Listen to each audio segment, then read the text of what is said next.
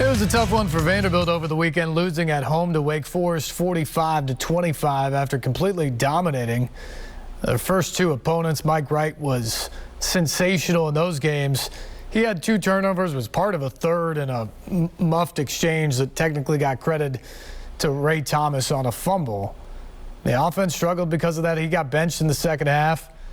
He's back, though. He will be the starting quarterback this week at Northern Illinois. The Commodores expect to bounce back, but Northern Illinois is a better team than you might expect out of the MAC. It is a road game up in DeKalb, so it's a bit of a challenge here for Clark Lea's team to bounce back after it lost to Wake Forest and to get back on track and try to get to 3-1 this year. It's important because in the SEC, you know it's going to be difficult.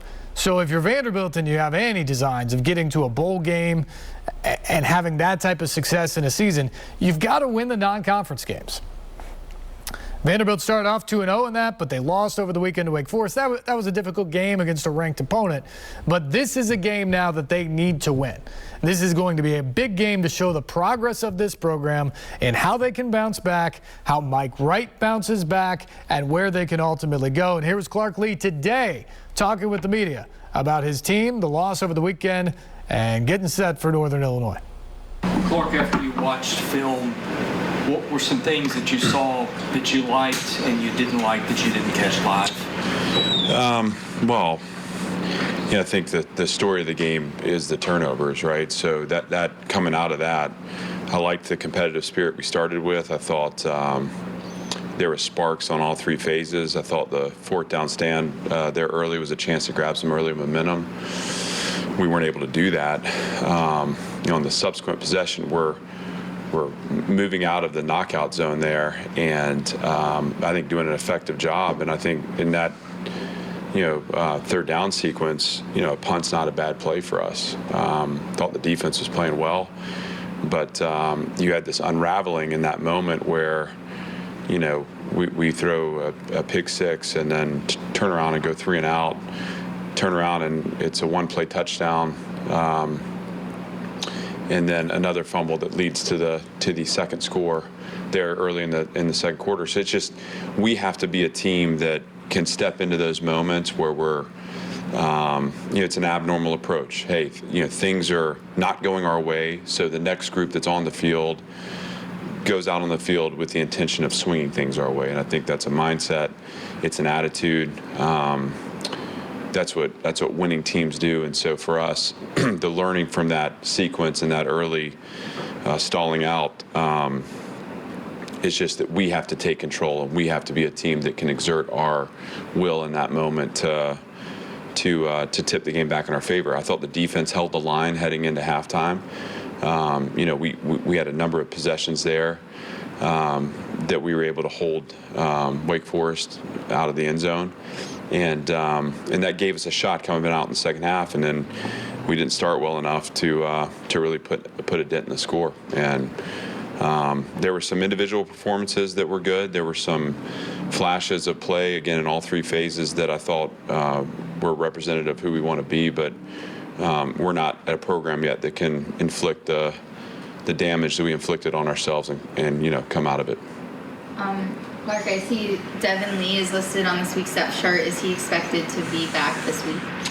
He is, and that's exciting. Now, again, understanding that he's coming off a long-term injury, so availability and load and how he goes through the week will go a long way in dictating how much he plays on Saturday, if he can play on Saturday. But the expectation is that he's going to be available, and I know he's excited. I'm excited. It's been a long road for him, and whatever he gets this weekend, we'll celebrate and build on it from there.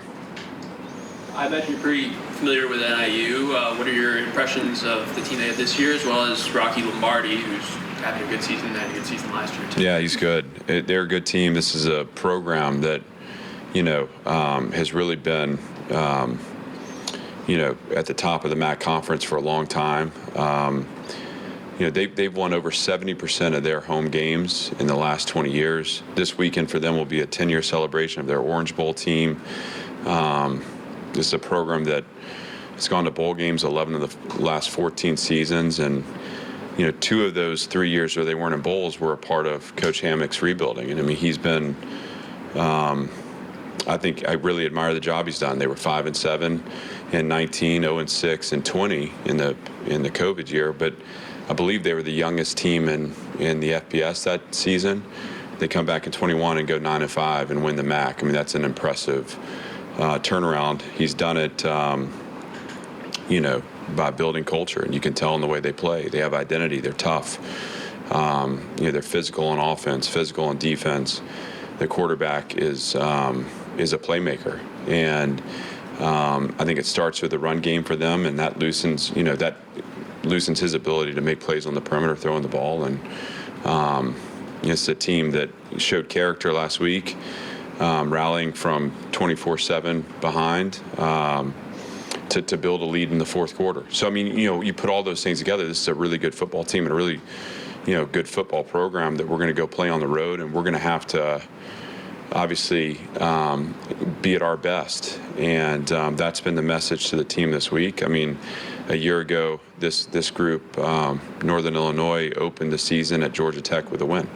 And they've beaten 8 Power 5 teams since 2009. So all of these things are indicators to us that this is a team that is prideful, it's a great program, and it's a team that we're going to have to go on the road and, again, be at our best to have a chance to play at our highest level. They are certainly going to make it difficult on us.